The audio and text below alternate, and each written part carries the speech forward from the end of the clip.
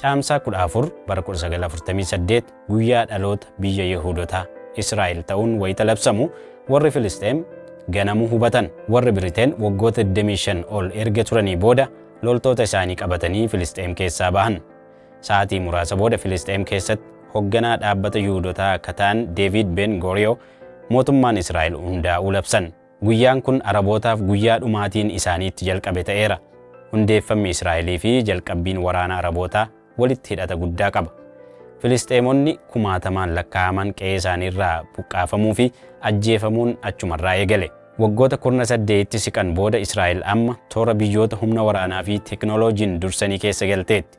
Filisxeemonni ammoo ammallee beekamtii biyyummaa argachuuf ifaajaa jiru. Sababa kanatti naannawa kanarraa waraanni dhibamee hin beeku. Israa'el biyyoota ollaa waliin yeroon itti nagaan jiraattee hin jiru.